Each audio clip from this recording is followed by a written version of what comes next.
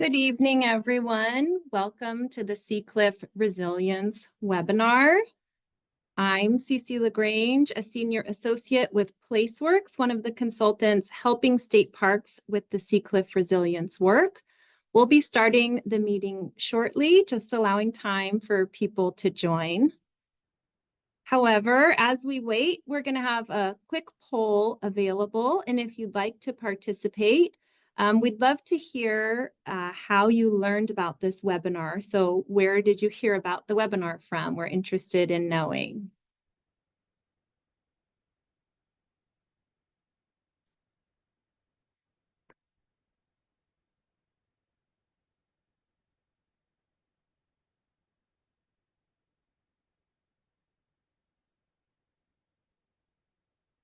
All right, it looks like the email was very effective. That's great to hear. A lot of social media out there as well.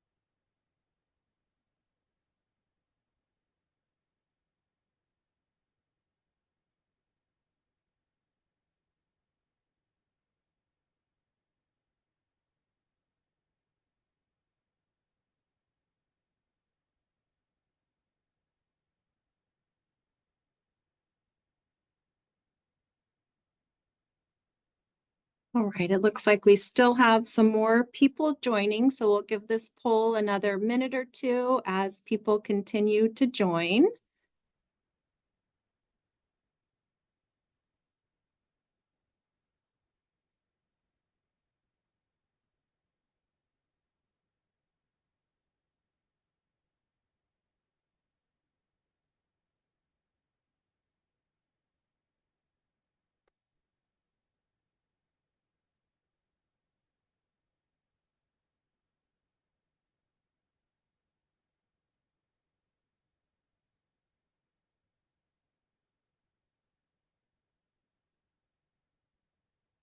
For those of you who are just now joining, I'm Cece LaGrange, a senior associate with PlaceWorks, one of the consultants helping state parks with the Seacliff Resilience work. We'll be starting the meeting in about another minute. We have a lot of material to cover, and it looks like we have a pretty good number of attendees so far. If you haven't yet answered the poll, we'd be interested to hear how you learned about this webinar. And it looks like most of our participants heard about it through email. All right, so we're going to go ahead and get started now. If you weren't alerted as you joined, please be aware that this meeting is being recorded. And I think we can go ahead and end the poll. It looks like 92% of everyone participated. And as I was mentioning, it looks like most people heard about the webinar through email. So I'm glad that people are subscribed to the project email. It's a great way to receive updates about the project. Thank you all so much for being here tonight. This meeting will focus on sharing the same information that was presented at the open house on September 26th and has the same goals as that open house: to share information about the recovery and resilience at Seacliff and New Brighton State Beaches study, including information about coastal processes, sea level rise, vulnerability, and the results of the vulnerability assessment that was completed as part of this work. We're also here to introduce an online survey asking for feedback on potential adaptation landscape elements and how they may impact what people value about these two beaches. We will also be answering questions you may have about the project and the information we share tonight. Our agenda for tonight includes explaining the structure of the meeting, followed by an introduction of the team working on the Resilience Project, and a welcome from Bonnie Hawley, Executive Director of Friends of Santa Cruz State Parks, and Chris Spohr, State Park Santa Cruz District Superintendent. We'll then dive into the materials we want to share with you, starting with an overview of the project, sharing results of last fall's visitor experience survey, reviewing the vulnerability assessment summary, and wrapping up with information about potential landscape elements that could help increase resilience at these two beaches. We'll also introduce you to the online survey a couple of times, which is accessible from the project website, and we'll be sharing links in the chat as we go. And I do want to make sure that everyone understands the structure of the meeting before we really get going. We are here tonight to share information about the study with you, and all participants are muted so that everyone can focus on the information being shared, as there is a lot of material to get through. Questions are welcome at any time and should be sent using the Q&A function. If you're not familiar with the Q&A function, you can access it by clicking on the speech bubble icons at the bottom of your screen, or if you're on a phone, it's near the top. Click in the window that appears and enter your question. We would appreciate it if you submitted questions related to the information being presented, as we may answer your question on other topics as part of our presentation. We're going to be pausing the presentation periodically to answer questions, and we also have reserved time at the end for additional questions. Depending on the number of questions we get, we may not be able to answer them all because we do want to be respectful of everyone's time. So we'll be posting a frequently asked questions document on the website in the coming days that will be updated as we receive questions. As I said, we'll be posting links to resources in the chat during the meeting, and all the materials that we're sharing are available on the project website, seacliffresilience.org, on the resources tab, and we really encourage you to visit the site and explore the materials in depth. This recording of tonight's meeting will be posted on the website in the coming days.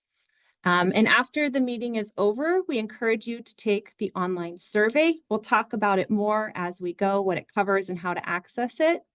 And now that we've gone over the meeting structure, I'd like to introduce the project team.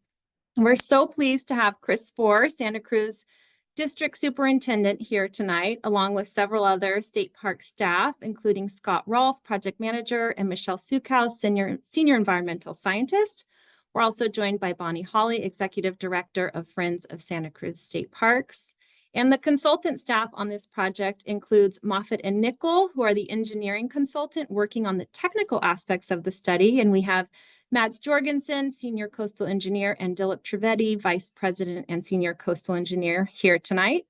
We also have Jennifer Murray from Miller Maxfield, and she's been helping promote this meeting to the community and created the wonderful project website. As I mentioned earlier, I'm Cece LaGrange, a landscape architect and project manager with PlaceWorks, and I'm joined by Isabel Min, principal in charge, and Corinne Odom, assistant project manager. We've been involved in community engagement efforts for this work. I'd like to now give Bonnie and Chris a chance to welcome you to this meeting. Thank you, Cece. I'm Bonnie Hawley, Executive Director of Friends of Santa Cruz State Parks. We're the local nonprofit operating partner with California State Parks, and I'd like to welcome you to our second community meeting, Planning for a Sustainable Future for Seacliff and New Brighton State Beaches. Perhaps you were at the first meeting at the Seacliff Inn, where we had over 300 participants, and I understand we have over 200 people signed up to join this evening. But whether this is your first or your second time joining us, I want to thank you for taking the time to participate in inventing the future for these beloved state parks.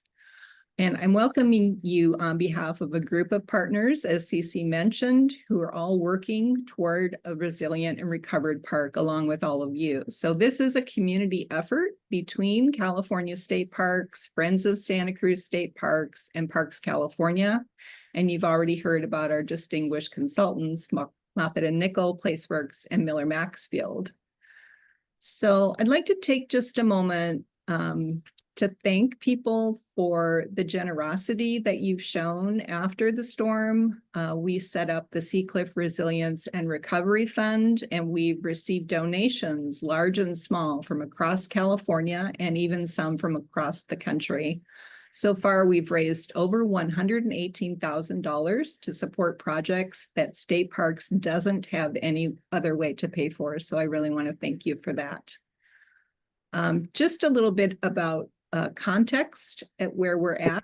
So over the past 4 years, as you all know, our community has really been trounced by some climate change fuel disasters. The CZU fire destroyed Big Basin as we knew it, but the community came together in an ongoing process to reimagine a more sustainable Redwood Park. This past January, in an underreported story, a flash flood destroyed the visitor center at Wilder Ranch State Park, and that recovery work is just beginning. But of course, we're here tonight to focus on Seacliff and New Brighton and how we will all work together to create a more sustainable coastal park. After the presentation tonight, I'd invite you to stay involved, go to seacliffresilience.org, sign up for the email updates, complete the survey, and stay tuned for future meetings. So now it's my pleasure to introduce our superintendent, Chris Spohr.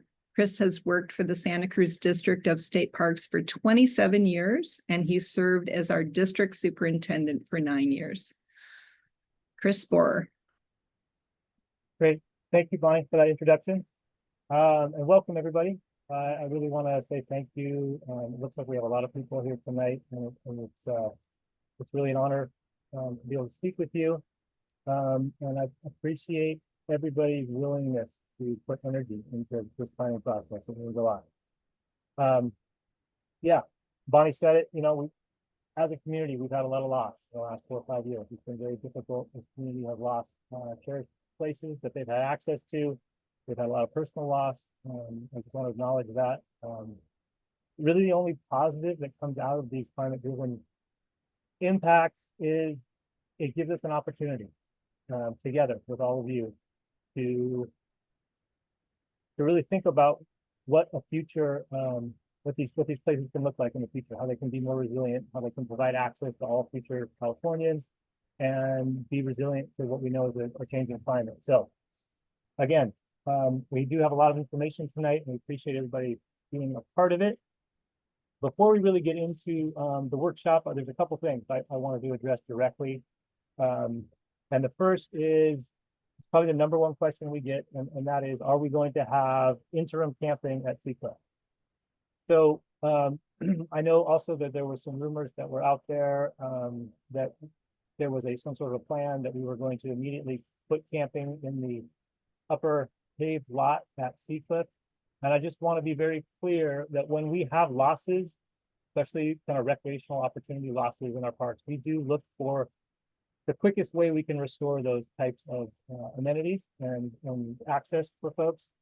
A guiding principle is we try to restore at the same capacity the sort of recreational opportunities that we may have lost in this one event. So we have looked at that. There is no feasible way at this time to create interim camping. So that is not going to happen while we go through this longer term planning period. There's just no easy solution there on this one. So the work we're doing here is a really good start to it. But I wanted to address that one. The second is we all know that we've got a really strong statement of support from President Biden.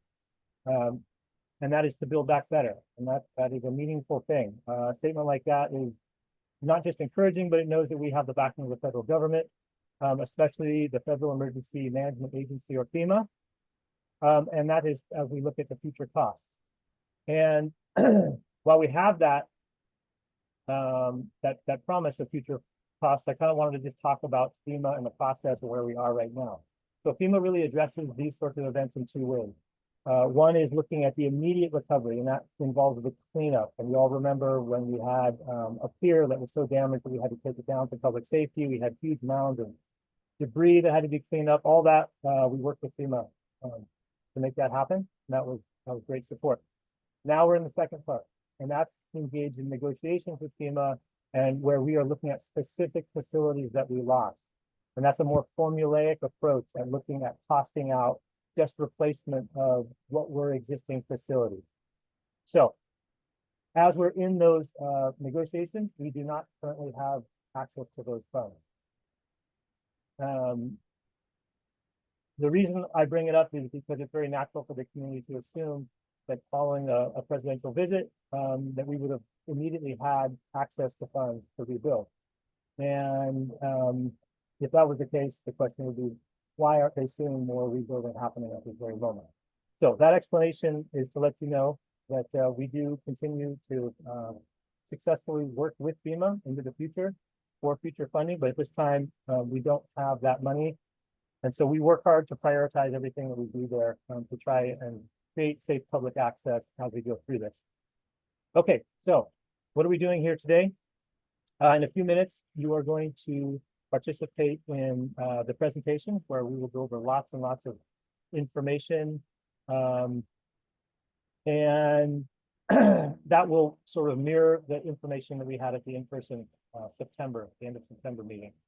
So you will be able to learn about natural coastal processes and how these will be affected by climate change and sea level rise. You will be able to learn about the findings of the vulnerability assessment, the first step towards sea level rise adaptation. And we'll share survey results from our first survey on what people enjoy about these beaches. You'll be able to provide input on different ways to adapt to climate change and build resilience from its effects. So with that explanation of what we are doing, what are we not doing tonight? We are not discussing specific facilities, their locations, and we're not really talking about plans for them yet. We are at the step before that, where we are really looking at ways to make adaptation pathways that will build more resilience. And that's the prelude to looking later at specific facilities. I want to make sure that you heard that about if you have additional questions or you have additional feedback. We have a great website, seacliffresilience.org. There is you can review lots of materials there. You can stay abreast of where we are in the planning process. And there's an email there. You can add questions and add more comments there. All right, a key takeaway from this vulnerability assessment that you're going to hear much more about tonight is that the facilities, most of the facilities at Seacliff State Beach are vulnerable to coastal hazards. It's something that's really important to note as we are on the cusp of winter and the rainy period where we typically see larger storm events. We expect, as we have for the last couple of years, to have storm events that will have multiple overtopping events in the lower deck at Seacliff. And in that case, we will expect to temporarily close those facilities to the public, and that's for public safety. Because we get a lot of debris up on those decks, what we like to do is temporarily close, open as we can provide safety, and then we do a more thorough cleanup. We target Memorial Day to have as much of that area cleaned up and safe, clean and ready for the public for the busy season. So I just want to kind of set that expectation as we go into this next rainy season for what to see in there. And again, we're going to get through this together. We very much need your input. We appreciate the public's willingness to participate in these things. We'll give us your feedback. The next thing we're going to do is we're going to see an excellent video that our partners helped put together and then lead that right into our presentation. So thank you.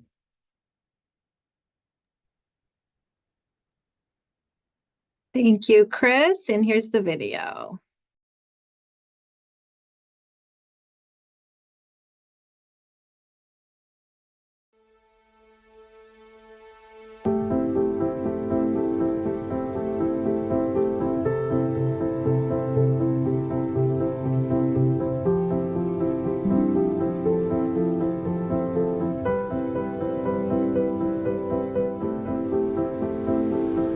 The coastline is always changing, and now possibly faster than ever. Seacliff State Beach and areas all along the coastline are increasingly impacted by climate-driven hazards. Large surf, flooding during storms, sea level rise, and erosion of beaches and cliffs. The historic storms of early 2023 caused catastrophic damage to our coastal parks, with devastating impacts on core elements of Seacliff, New Brighton State Beach, and the visitor experience. Between October 2023 and May 2024, Seacliff State Beach has experienced 7 seawall overtopping events, as well as erosion debris impacts, and flooding that damaged park facilities. These hazards will continue. And Seacliff has a history of extreme weather. Recreational use at the beach has adapted to these effects over generations. The seawall has moved back and been rebuilt several times. The cement ship, which started as a casino and ballroom, over time has eroded into an artificial reef. Learning from this history will create a more resilient future for the coastline. As sea levels continue to rise and storm intensity increases in the coming years, the effects of these hazards are expected to grow. Improving the resilience of our coastline begins with studying coastal processes, planning for change, and adapting to new conditions. This process requires robust community input and science-based decision-making to succeed.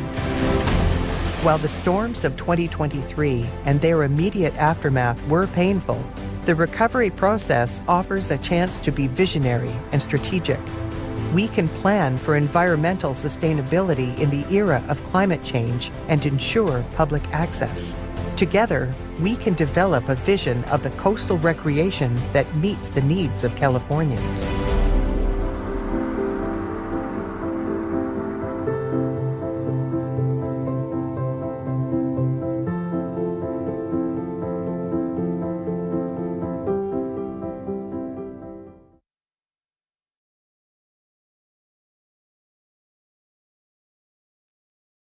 All right, thank you so much, Bonnie and Chris.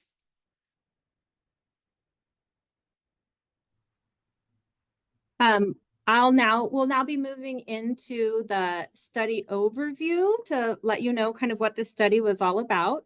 I'll be sharing the overview and we'll take just a few more minutes and then we'll pause to answer any questions we've received. And as a reminder, please submit questions through the Q&A. For this overview, I'll be touching on the study area, the areas we're looking at here, the goals of the study, providing some baseline information about coastal processes and vulnerabilities, and sharing the Seacliff recovery timeline. The study covers both Seacliff and New Brighton State beaches and includes areas along the sand as well as the park area on top of the cliffs.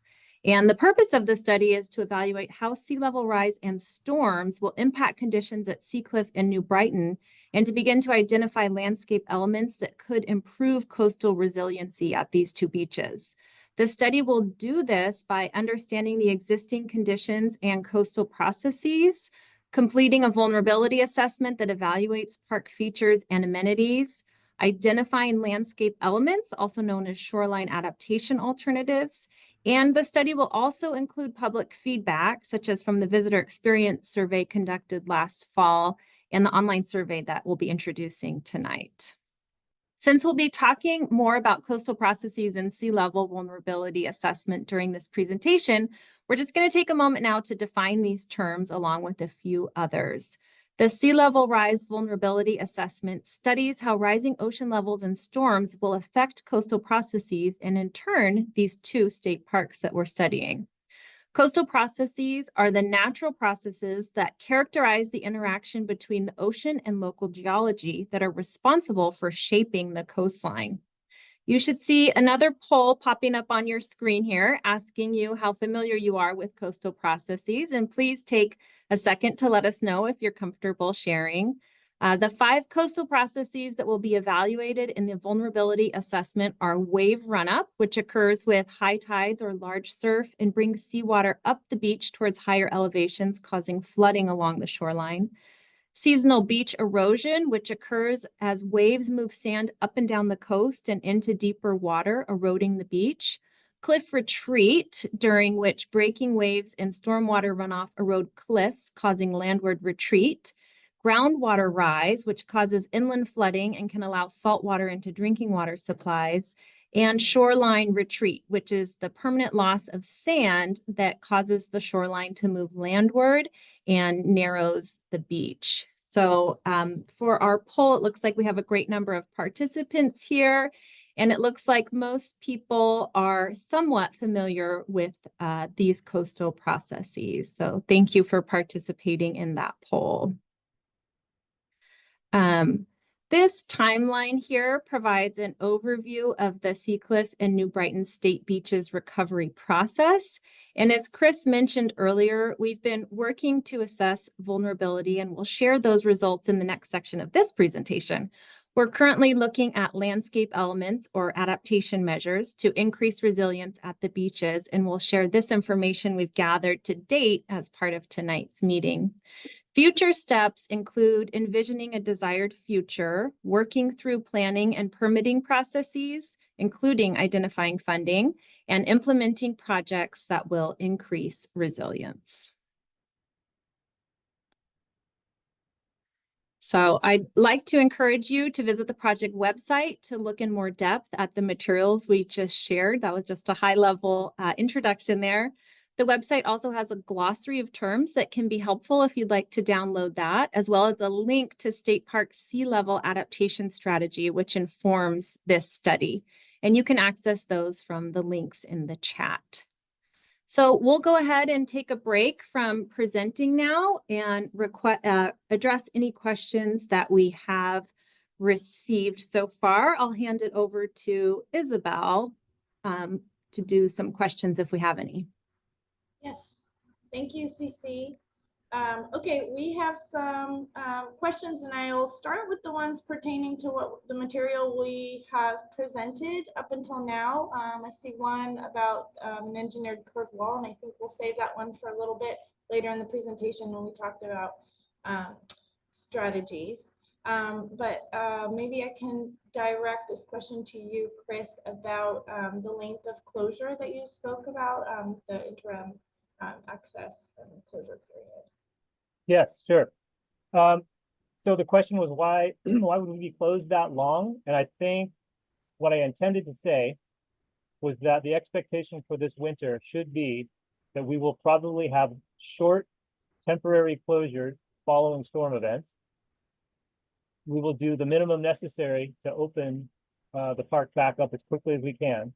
So those closures are typically just a couple of days. But the expectation should be that the full cleanup, where we get all the sand, all the major debris, everything off of the lower deck, we usually wait until Memorial Day to do that. Otherwise, we have to do it so many times, it's not really feasible for us. So loss of access to the public is typically for these events just 1 or 2 days. If we get a very, very large event like we had in early 2023, of course, that will be longer.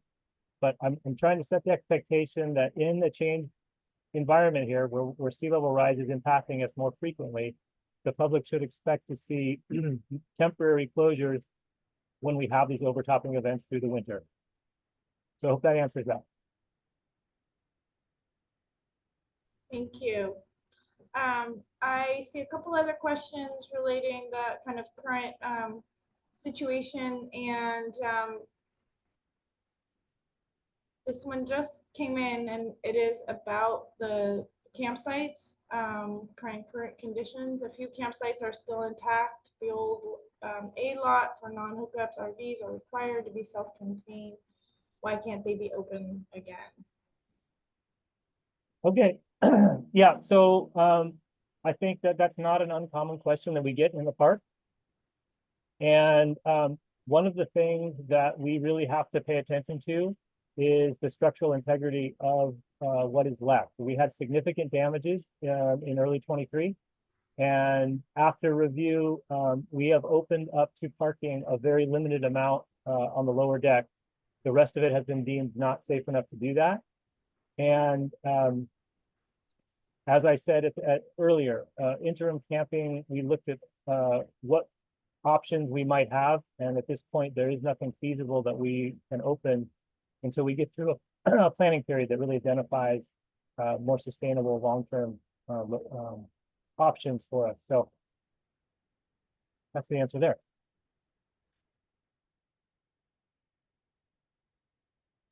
Great. I think it ties a little into this question about full hookup camping space. I don't know if you see it, Chris, and I know Michelle, there's question about identifying alternative suitable current state-owned coastal property to provide full hookup and camping. If anything more. Right. So the answer there is the guideline that we're trying to meet is to replace what was lost. So those opportunities for RV camping.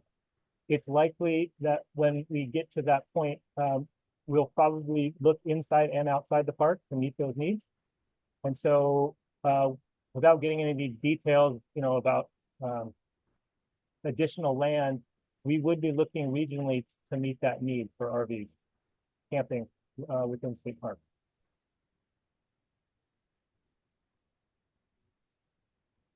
Great, thank you. We'll answer the Dex question, I think, in the chat. We do want to get through a lot of these. I think sometimes we can do a kind of quick answer, written answer. There's a couple questions about storms, and I'll suggest that maybe storms over time and specific questions about the curved wall will defer to a little bit later, because we're going to be talking about those landscape strategies. And I think in terms of the process, we're going to be talking a little more about the process. I don't know if we want to address that now, kind of how the process, this planning process is going. Scott, maybe you want to answer the questions, the similarity between this process and the Reimagining Big Basin project. Yeah, sure. So we did have a question about how similar this is to the Reimagining Big Basin process. And, what I'd say right now is we're a little too early to know. We're at this phase of this technical study. We need to determine this before we know what the next planning study is like. This technical study will inform, what our next steps are. So hopefully we'll have more information, in the coming months next year. But we will talk about kind of the various steps that we're expecting Seacliff will go through as we know them later on in this webinar. Great, thank you. And then I think on the Rio Del Mar area question, we'll be covering that a little bit later in the presentation. So we will maybe pause on the questions for now and move into the rest of the presentation. And I think we'll be able to address these through our slides, our presentation, and then we can answer additional questions. Great. Thank you, everyone, for the questions and those responses. So please keep sending those in as we go. Just touching on the visitor experience survey conducted in September and October of last year. I just want to report back on that the survey asked people about what they value at each park, which activities they enjoy, what amenities they use, and how they'd like to experience the park in the future. And there was a really strong interest in the survey. We received nearly 4,000 responses from all over California. The map here is color-coded to show the number of surveys we received from each zip code in the state, with the gray zip code submitting no responses and red zip code submitting more than 155 surveys, and the yellow and orange fewer than that. You can see that the highest number of surveys were received from the zip codes closest to Seacliff and New Brighton, and from as far away as the Oregon and Nevada borders and southern San Diego County. Just to share a few of the top responses from those 4,000 received. For the question asking, what do you value and appreciate the most about Seacliff and New Brighton State Beaches? The top responses were their physical and mental health benefits, their beauty, and their activities. And for the question asking, if you were to visit Seacliff and New Brighton in the future, which activities would you most like to engage in? The top responses included running, walking, hiking, beach recreation, nature observation, and camping. And nature observation and camping were nearly tied for that third most popular response there. We'll keep gathering feedback throughout this process, as we did at the September open house and as we're doing through the online survey that's now available. Future phases will include additional opportunities to provide feedback too. The current online survey has 2 sections, and the first section of that survey asks what your 3 favorite activities are at Seacliff and New Brighton, and what you most appreciate about the beaches while doing these 3 activities.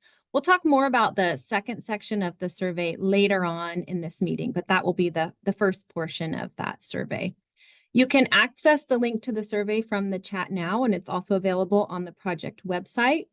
We're hoping to hear from people across the state with this survey, just as we did on the first one. And we're also curious to hear where you're coming from tonight. Just kind of wondering if we have people from all over California here. If you'd like to share your zip code, there's another poll coming up here. We'll leave it up for a minute to allow time for responses and move on to questions. We won't be able to analyze the responses during this meeting, but we will share responses in our summary of the engagement completed for this work. So we'll see if there are any additional questions. And in the meantime, feel free to put your zip code in and we'll analyze that and get that information out to you eventually as well. So I'm not sure if there are any new questions about what we just shared or if we should move on to the vulnerability assessment here.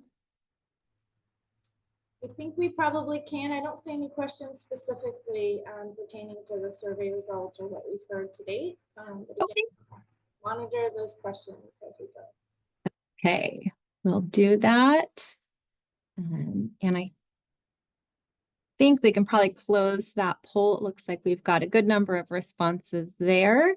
And we'll now move on to talk about the results of the vulnerability assessment. In this portion of the presentation, we'll be sharing information about the beach's vulnerability to both sea level rise and storms.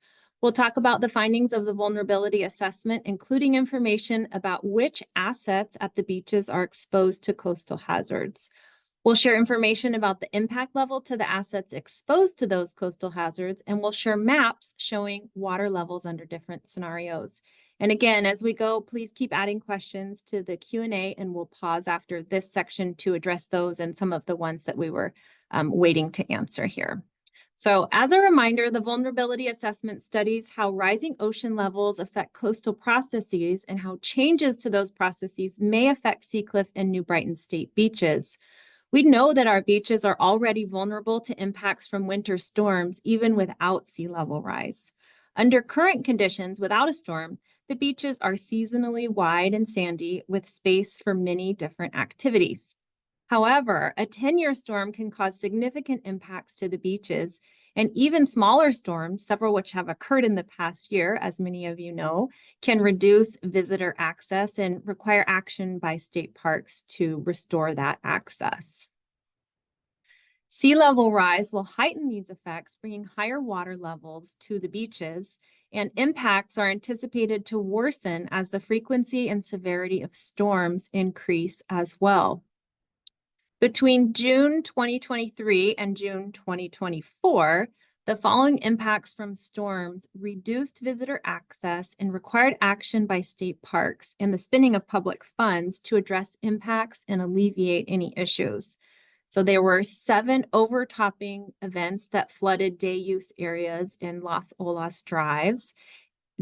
And again, I just want to emphasize that these numbers only reflect incidents that really required action by parks to fix something. So it's not just times that waves took beach sand or a new piece of driftwood washed up, but very significant events. There were also 6 cliff failures that damaged assets and blocked access along the beach. There were 4 large beach erosion events that undermined park assets and affected their stability. There were also 3 events of large driftwood deposits that damaged assets and blocked access. Impacts like these are anticipated to worsen as the frequency and severity of storms increase in the future, and sea level rise is expected to heighten these effects. One aspect of the vulnerability study evaluated which park assets are exposed to coastal hazards. And park assets is a little bit of a technical term, and it just includes park facilities and infrastructure, recreation amenities, public access, natural resource, and cultural resources. So you'll hear that term park assets, and those are the categories we're talking about when we say that. The study found that at Seacliff, approximately 86% of the assets are exposed to coastal hazards, shown in the yellow and the orange colors on this pie chart here. And 67% of those are located on the beach and exposed to flooding and erosion, while 19% are located near the cliff edges and are exposed to cliff retreat. Meanwhile, at New Brighton, only 17% of assets are exposed to coastal hazards, shown in the yellow and orange again. And most of New Brighton's assets, over 80%, are located inland and are not vulnerable to sea level rise. The vulnerability study also looked at the potential level of impact that assets exposed to coastal hazards could experience at 4 different sea level rise levels. So with 1 foot of sea level rise, which is predicted for the near term between 2040 and 2060, with 2 feet of sea level rise, which is predicted for the midterm between 2060 and 2080, with 4 feet of sea level rise, which is predicted for the longer term between 2080 and 2100, and then also with 6 feet of sea level rise, which is predicted for the long term in a high emission scenario where greenhouse gas emissions increase instead of staying steady or decreasing. And this level was included for the long term because it will help state parks better plan in case sea level rise conditions are worse than anticipated. In this chart here, you can see that the assets exposed to coastal hazards at Seacliff, which include park facilities and infrastructure, recreational assets, and public assets, will have higher impact levels with rising sea levels. Likewise, this pattern holds at New Brighton as well, where the assets exposed to coastal hazards are recreation and public access. These are potential impact levels under sunny day conditions, not with a storm, although potential impact levels during storm conditions are generally higher and more intense. We did model storm conditions as part of the vulnerability assessment, and we'll take a look at those maps now. The maps illustrate potential areas of predicted flooding at the 2 parks under current conditions. Current conditions with a 10-year storm and 1 foot of sea level rise with the 10-year storm. So there's 3 different labels calling out the different colors showing those 3 different conditions. The maps show that many of Seacliff's assets will continue to be impacted by rising water levels during storms with and without anticipated sea level rise. And along Las Olas Drive, storm conditions currently result in flooding all the way to the base of the cliff. And with 1 foot of sea level rise, a few more areas will be flooded during a 10-year storm. In the general vicinity of the Seacliff day use area, storm conditions currently result in flooding that doesn't reach the base of the cliff in all the areas. However, with 1 foot of sea level rise, increased flooding is predicted to reach the base of the cliff all along that day use area there. And you can see there are quite a few assets down there that will be impacted. In the Rio Del Mar area, conditions can lead to significant flooding in the area already, well beyond the boundaries of the park. And with sea level rise, a 10-year storm will cause additional flooding. At New Brighton, fewer assets will be impacted by rising water levels as the majority of the park's assets are located on the cliff top. Additional resources are available again on the website, including the sea level rise vulnerability assessment and the coastal processes appendix. So there's more information and technical details in those documents. And I believe those will be pasted in the chat so you can access those or find them on the website. So we'll go ahead and take a pause here for questions. We know there are several that we had waiting, and we can go ahead and do those. Yes, thank you. I'll start with one of the earlier questions. What happens from Michelle? What happens if the storms lessen over the next couple of years? Is there a projected date on when we can see camping?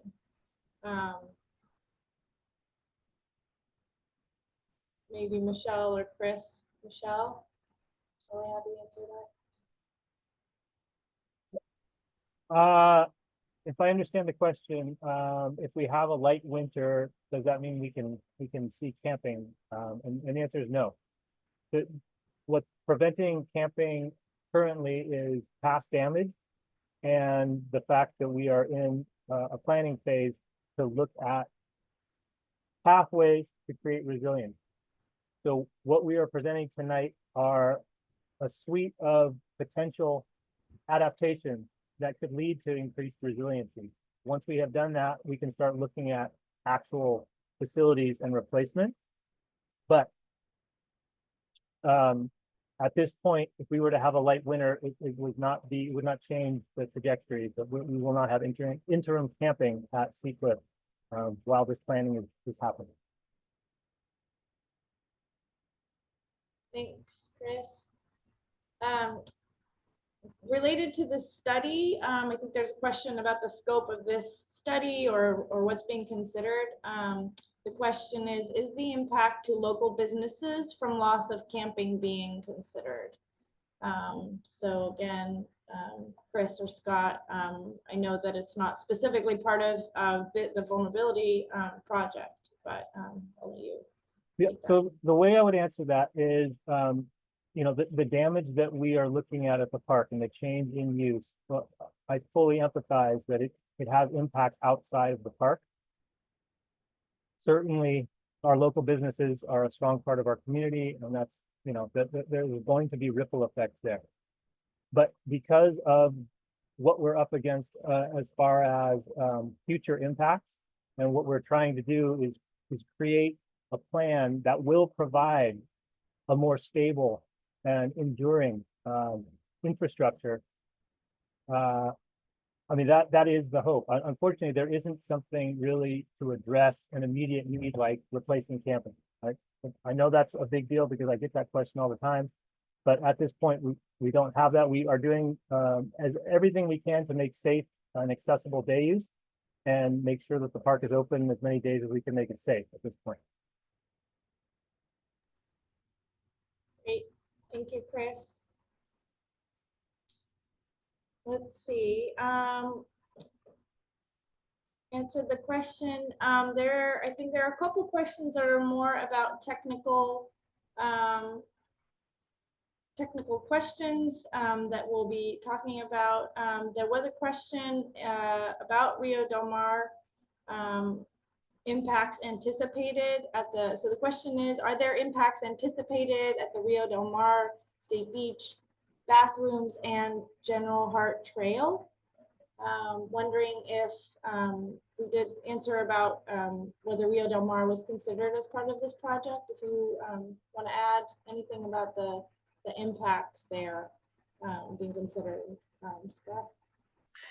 Yeah, of course. Yeah. So Rio Del Mar, there have been a couple of questions regarding this. Rio Del Mar is a subunit of Seacliff State Beach. So in that capacity, it was analyzed as part of this vulnerability study. And yes, there are some impacts to Rio Del Mar State Beach and state assets in that area. So yeah, we are looking at it. We are concerned about those. Great, thank you. Okay, I see a comment or a question about both technical giving, let's see, the question is for technical study, sounds landscape driven.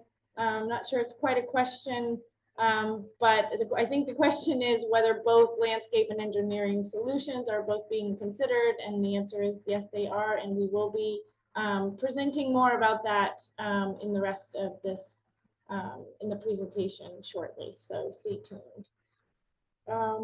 Let's see, moving through, I think the rest of them look like they're a little more engineering and technical in nature.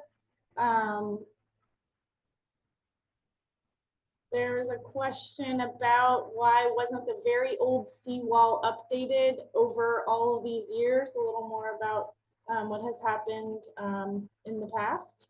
Wondering if Chris would like to answer that one. Yeah. So the seawall has been through many iterations. The one that was in place during the storm event of January 5th had been rebuilt multiple times, and State Parks has done, you know, limited maintenance on the existing in-kind structure. Within the our coastal permit, we can do some limited maintenance on that, but we have not had a project funded or permitted to replace that. So that's the answer to why the wall was where it was at. It's certainly going to be part of what we're looking at in the future. That's what I have for that. Great, thank you. Okay, I think we'll, oh, I just see another one. I'll answer one more question and then I think we'll move on to the presentation of some of the strategies and landscapes, potential solutions, and then we'll be able to tackle some of these. But one question is about whether the cliffs have been evaluated for safety from collapse. Cliff.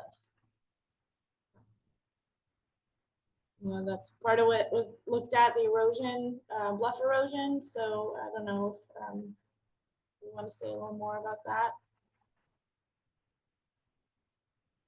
Yeah, we have had individual events where we've seen cracking and we have looked at, individual areas of the cliff to make an evaluation. But I think in general, it's understood that those sea cliffs are relatively unstable until they reach their angle of repose. However, when we have what looks like imminent failure, we do have evaluations done, and in some cases we have had to temporarily close certain areas. Great. Okay, I think with that we'll pause and we'll be able to pick up these in the next section. All right, thank you for the questions and those responses. We're going to talk about the landscape elements now. So we'll share information about these landscape elements that represent different ways to adapt. And we'll discuss what landscape adaptation elements are and give a brief description of elements that could potentially be implemented at Seacliff and New Brighton. We'll also point you to resources to learn more about each of these landscape elements after the meeting. And this information will help you respond to the second section of the survey. So as I mentioned, the first section is about your activities and what you value at the beaches while you're doing those activities. And the second section of the survey will give you a chance to review information about landscape elements, and we'll ask you for each of the elements if you think the element would allow you to continue enjoying your favorite activities and support what you value about Seacliff and New Brighton. The survey will be available until November 30th and is available on the project website. So, what is a landscape element? It's an approach to increasing resilience in the landscape, a way of adapting. They can be located in different areas of the beach, and these landscape elements include a range of nature-based and built or engineered approaches to increasing resilience.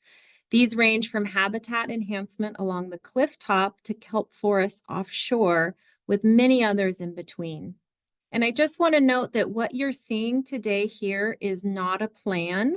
We're sharing general options and seeking your ideas and feedback. So this diagram just shows different potential landscape elements and where they could potentially be located. But again, it is not a plan.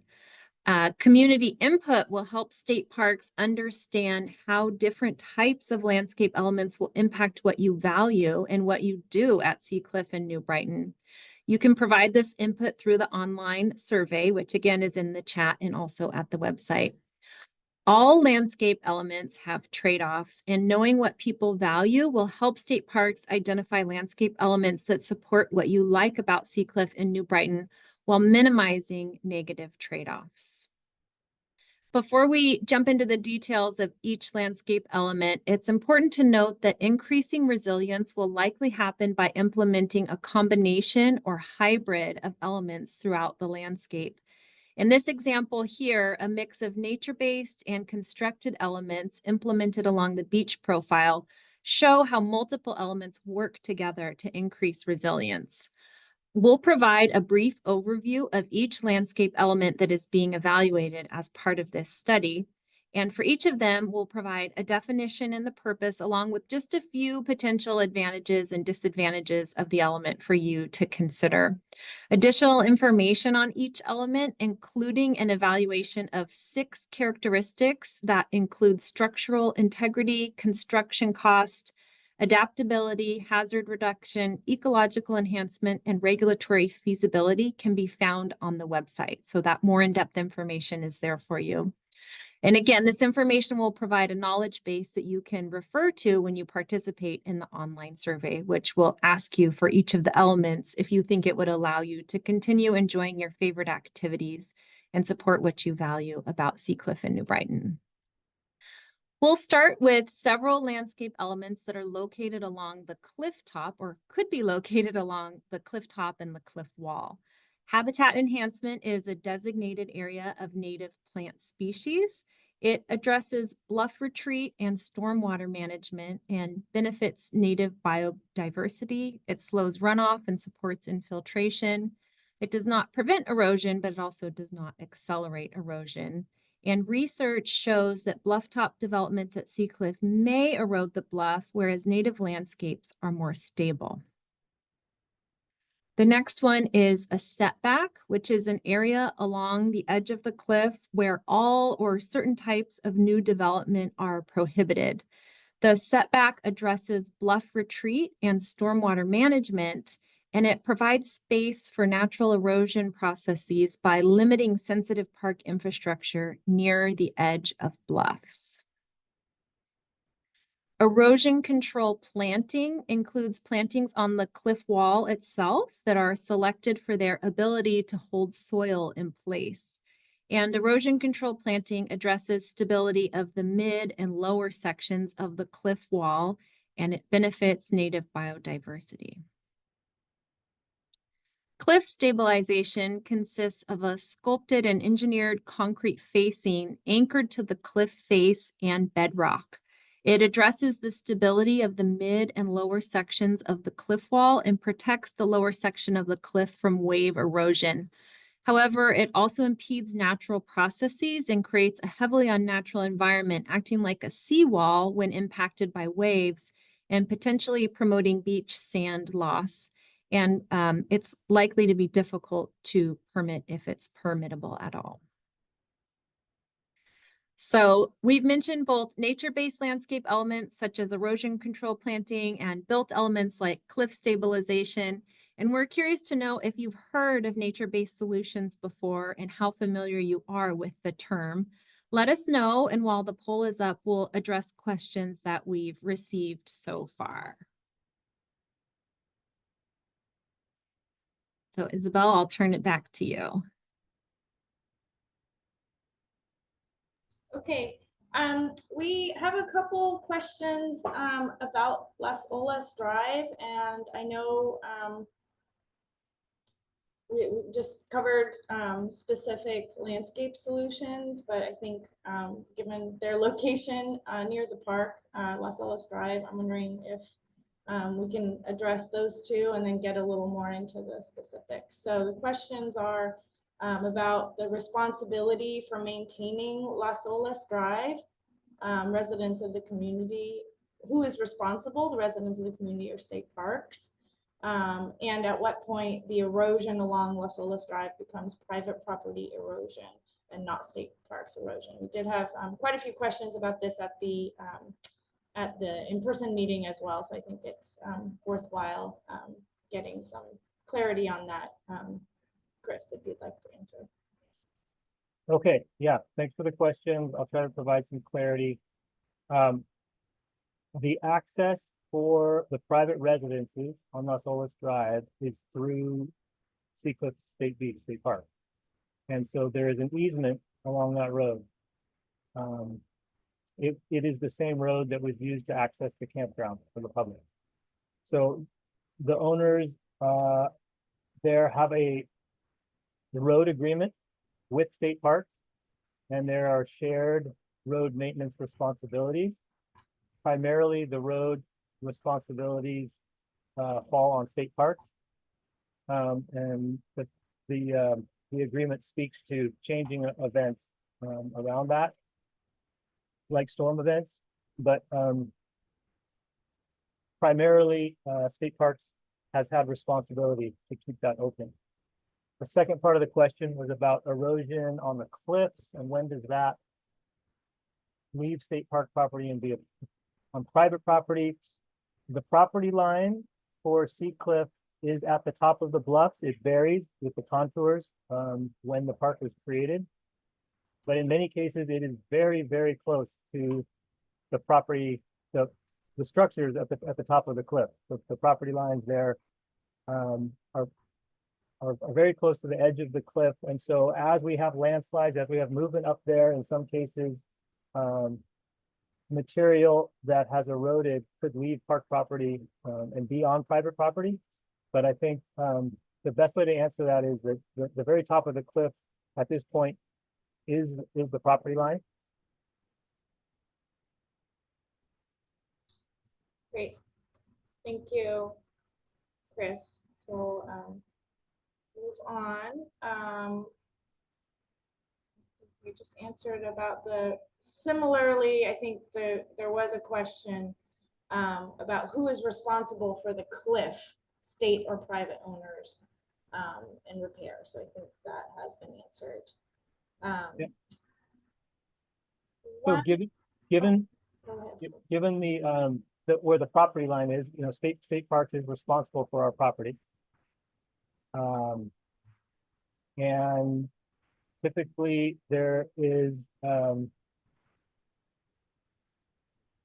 well, it gets kind of complicated, but in a general way, property that's within the park is the park's responsibility. And even though we have neighbors that are adjacent to it, typically stabilization or any kind of work on park property would always require some sort of permit from us in addition to permitting through the Coastal Commission. Great, thank you.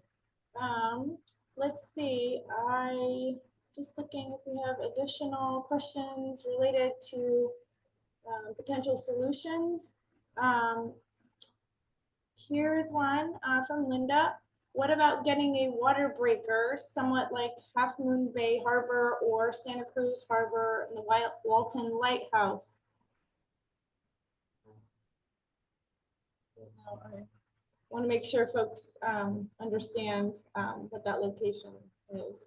Chris, Scott. Okay, so I think my understanding of the question is, is there a solution out there that looks like a harbor water break or a jetty? And I think we will be covering that in some of the solutions or the adaptation pathways that we're talking about.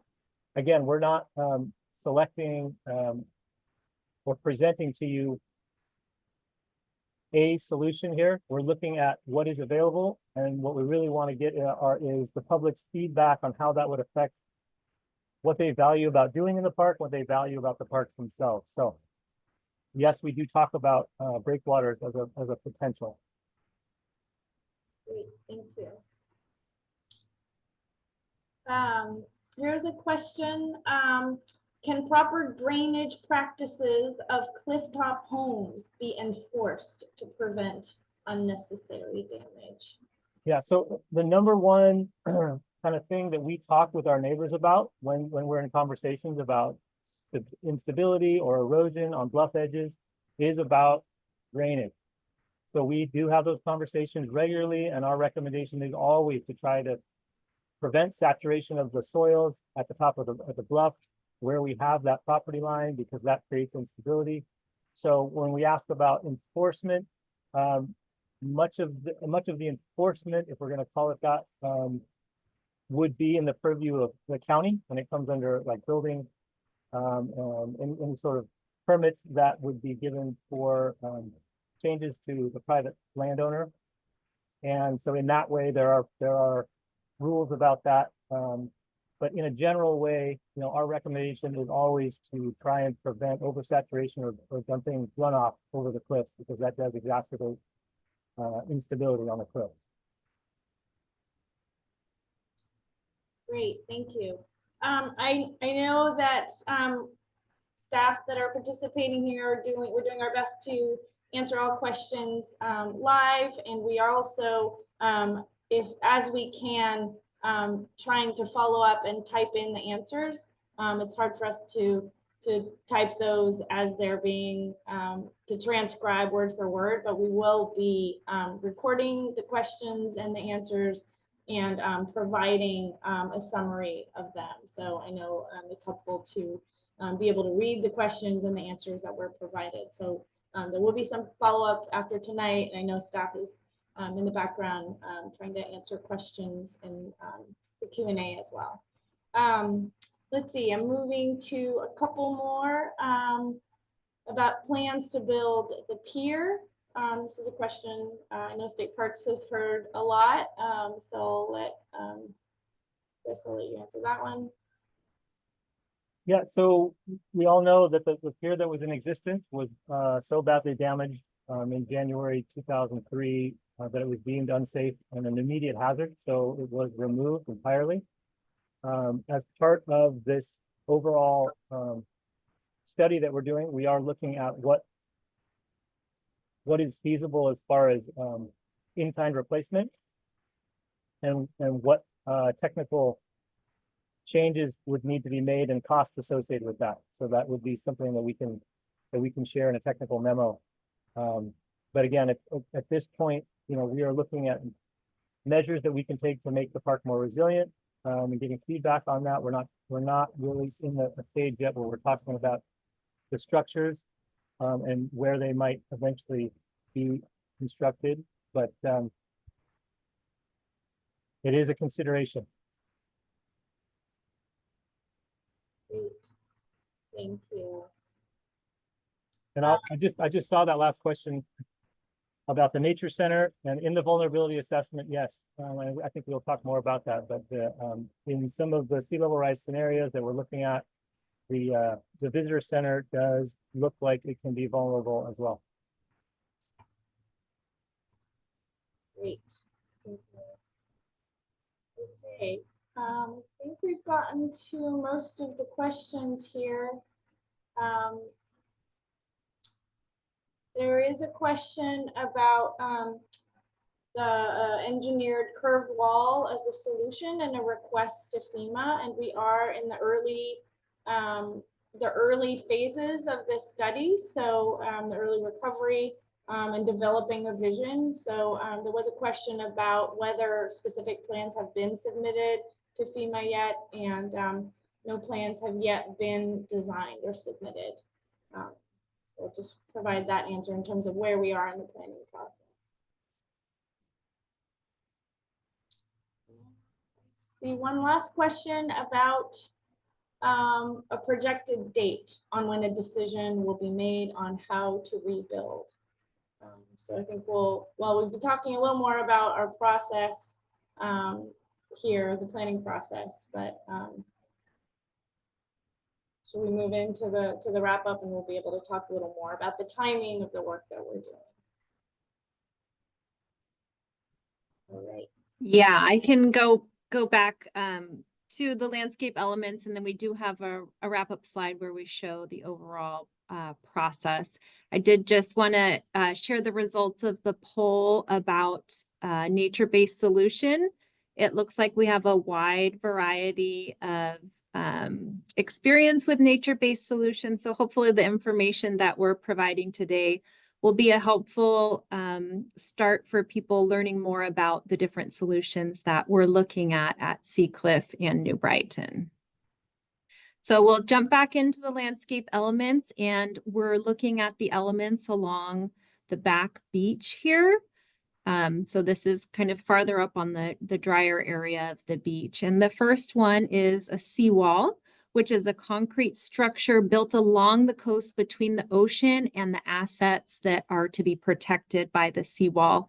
And the seawall addresses shoreline retreat and wave run up, and it can be very good at protection for infrastructure behind the seawall, but it can be incredibly expensive and create high impacts to coastal processes. It may result in beach loss and habitat loss, and may require regular beach nourishment, which is the addition of imported sand to keep a beach. And it's not very adaptable to future conditions. So once it's built, that's where it is. And permitting a seawall would be very challenging. Vegetated dunes are also a landscape element that could be located along the back beach. And this is an area with mounds of loose sand planted with dune vegetation. Vegetated dunes address shoreline retreat and wave runup, and they build resilience using natural systems and native plants, which evolved to tolerate the effects of natural coastal processes. They help build a beach by trapping sand that's being transported by coastal processes. They're much cheaper than built infrastructure and have additional benefits like supporting native biodiversity, although they are less protective than tall concrete seawalls, and they take up more space than a linear seawall because they're quite wide. Raised assets is the elevation of infrastructure and assets above projected flood levels, and raising assets addresses shoreline retreat and wave runup. This accommodates sea level rise by allowing waves to pass underneath, minimizing impact to assets. It can allow other processes like sand transport to still occur. However, it can be initially very costly depending on what needs to be elevated, such as roads and structures and the presence of surrounding utilities and other infrastructure. Shore platform enhancement is the enhancement of the bedrock with cemented native material, and shore platform enhancement addresses shoreline retreat and wave runup by modifying the existing rock beneath the sand with a weak cement, which increases its durability while still allowing degradation and erosion of the material over time. It would really only start to function under the worst of storm conditions when all the sand has been removed and the shore platform becomes exposed. This is a newer idea with an unknown ability to permit.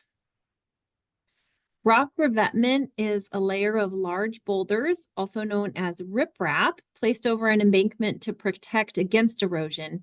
It addresses shoreline retreat and wave runup.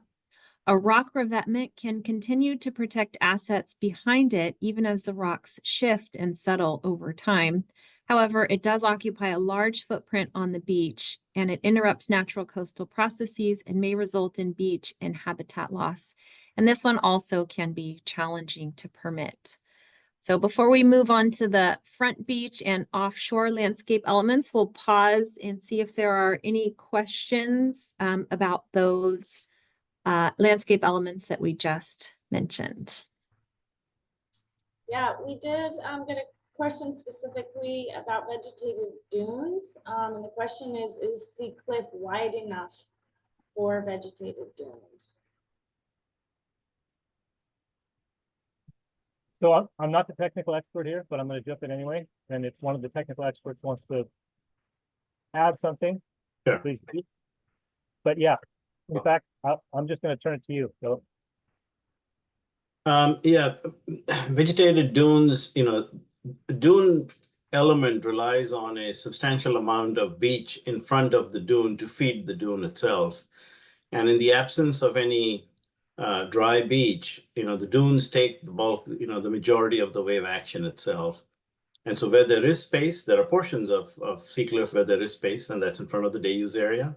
As you go farther west, it's narrower and narrower up to a point where at New Brighton Beach, there is no space to allow a dry beach and a vegetated dune in addition to that.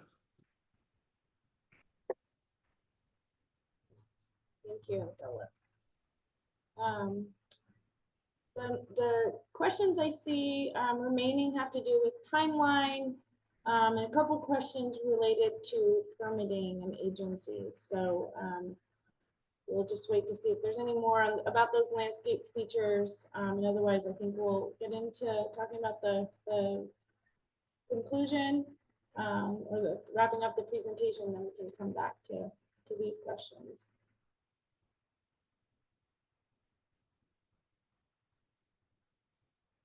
There's a question, I mean, it's kind of more generally about Capitola Village, back to kind of the larger region.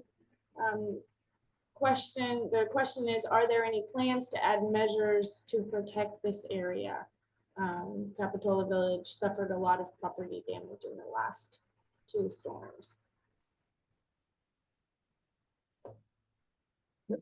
Capitola Village would be outside of our study area.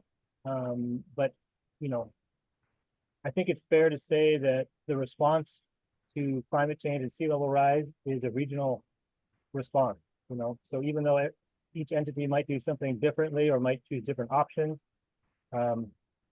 all entities on the coast will be responding to this. But in this case, our particular study area is, Capitola Village would be outside of that.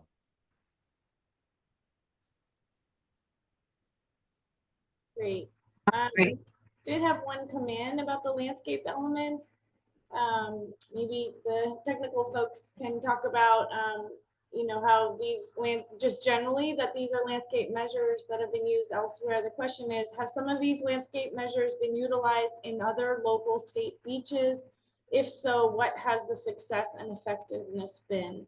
So I know we can probably not get into too much detail in this, but maybe big picture about the applicability and the, you know, other local examples using some of these measures. Maybe Moffett Nickel might like to comment on that. Yeah, we can take that on. So almost all of these solutions that you saw have been implemented at one location or the other. It is the duration of the mitigation that matters. You know, some are emergency based. The longer term solutions, there is a changing environmental and permitting climate. And so almost every solution that is now going to be presented as a long term has to comply with changing laws, changing coastal acts and policies. But almost all of these that you have seen, you know, have been at one point or the other been implemented at parks along the state. Thank you, Dilip.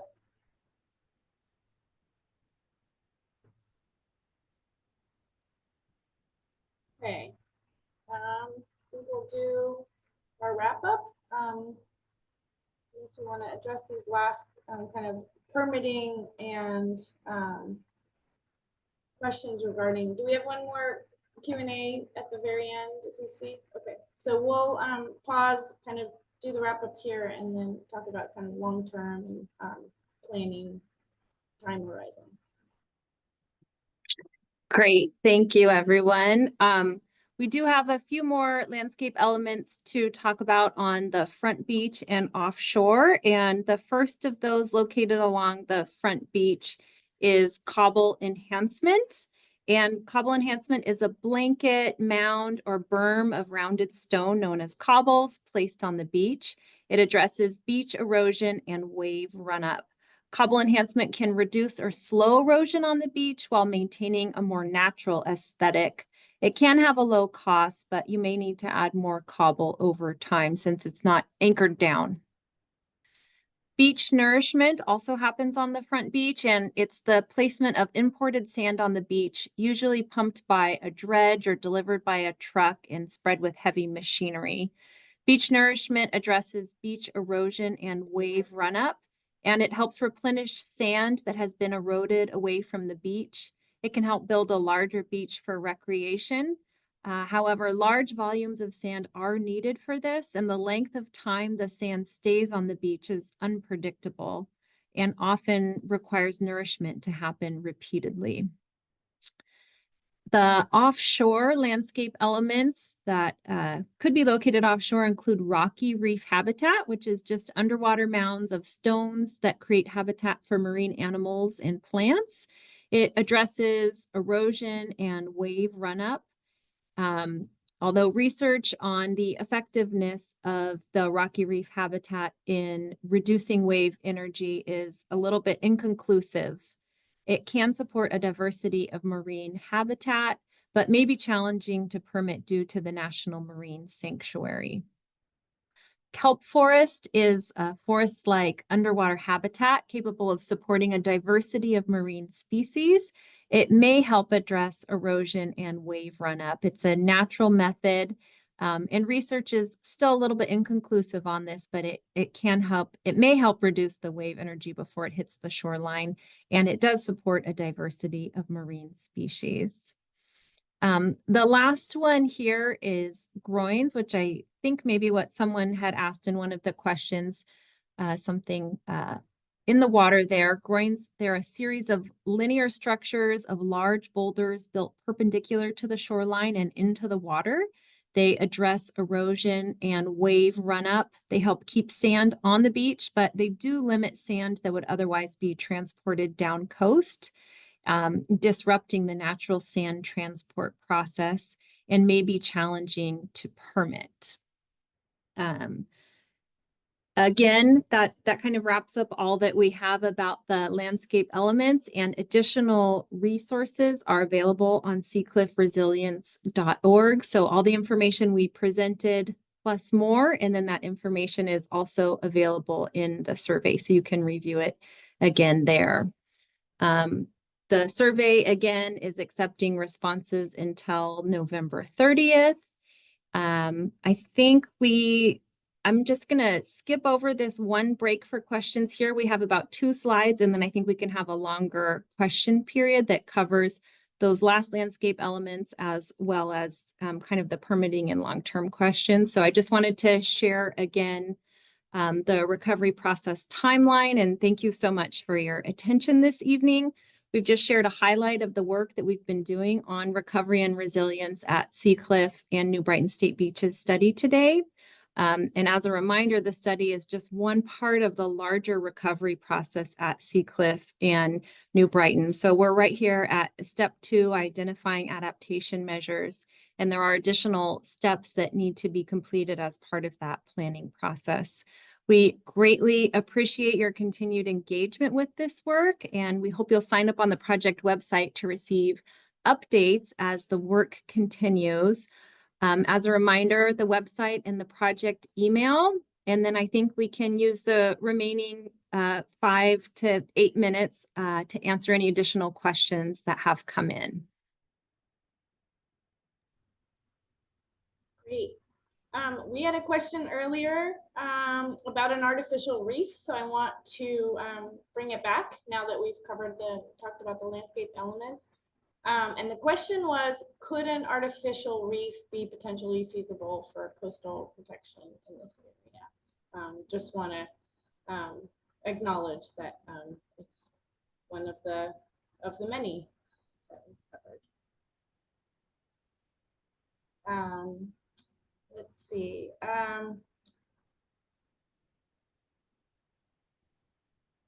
One of the comments is, I didn't see much downside to the kelp. What does that look like? I think it's asking whether there are downsides. I'll be looking for clarification. Oh, it's being answered in the chat. Yeah, some of our questions are being answered live as we speak. Oh, sorry, downside to the kelp and what that looks like, if there's any. I think the question is, are there any cons or disadvantages? Can I answer that? Yeah, I can answer To that. you. So, yes, I mean, in terms of downside, no, there aren't any, right? In the sense that it is good for habitat, it's good for the environment. The downside, I think, would probably be the effectiveness to reduce the wave energy to a level that would not affect the beach and the structures, right? The kelp would not be able to be as effective as some of the other solutions. In most cases, it would be an add-on to another solution, whether it's beach nourishment or a vegetated dune with sand in front of it. That's how I would characterize the kelp forest. Yeah, and I'll just kind of reiterate what CC mentioned and what this project has been doing is to look at both the technical suitability of some of these solutions and also kind of public, community reactions to them as potential solutions. And we do have a survey, and Corinne, and we did ask about this at the open house. Corinne has put the landscape elements survey in the chat in case you haven't had a chance to take that survey. And then I think that brings us kind of to the larger timeline, both of this project and to the kind of larger goal for making decisions about potential strategies and pathways and a projected date. And I know Michelle or Chris, if you'd like to talk a little about that, kind of both on this project and bigger picture.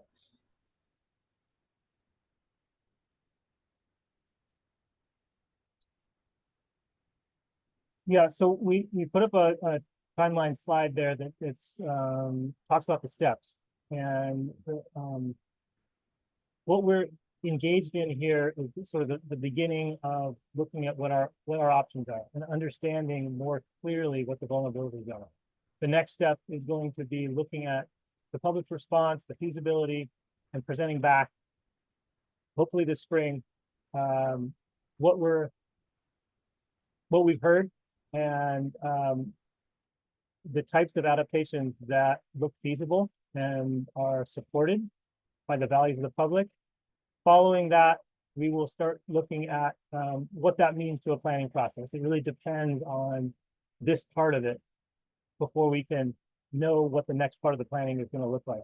But what you're seeing on that slide is looking at a desired future. As soon as we get through that, then we can start getting into a plan that starts talking about facilities, starts looking at actual the nuts and bolts of it. There's a range of timelines for that, but we're hoping to start that after the spring. And then implementation is the last part of that. So once we have done a full planning process and our environmental documents, then we can start doing project plans and implementing. So unfortunately, it does take time. But this is a critical step. Your input is critical to making sure that we reflect the values of people who love the park so much and are willing to put their time into to engage with us. So a big thank you to everybody for helping with that.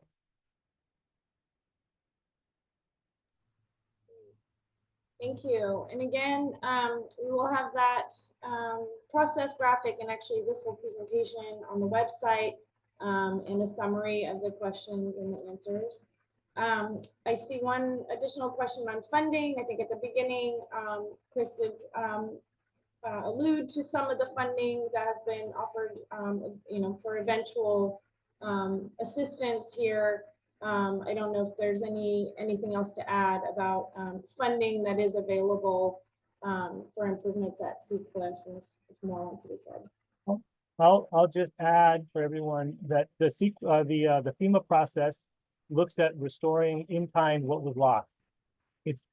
It's pretty clear that based on a changing climate and sea level rise, the increase in storm ferocity and frequency, that what we build back, if we want to make it resilient and we want to make it available to all Californians in the future, we're probably going to have to do it differently. So there's a funding piece that will come through FEMA. Depending on what plan we land on with how we're going to rebuild and what we're going to rebuild, there will be an additional process we'll have to go through the state legislature to fund those changes. And typically with projects like this, where we're aspirational or we're looking into the future, there's always a component for philanthropic giving. And so we have great partners in Friends of Santa Cruz State Parks that's been helping us with that. I'm sure that will ramp up in the future. Again, this community has always been very supportive of that, but it's going to be a sort of a multi-pronged attack to fund something that's going to meet the needs of all Californians in the future on this. Great. Thank you, Chris, for the answer. It does look like we've answered the questions that have come in either live or in written form as we have been able to. So I think we are ending here right on time. Again, our website is up. There's a place there to send in feedback, and we look forward to seeing you at in the next next steps that we've talked about. So Cece, I'll let you. All right, I just wanted to reiterate the thanks to everyone for attending and engaging in this event. And as Isabel said, we look forward to engaging with you more in the future. Have a wonderful evening, everyone.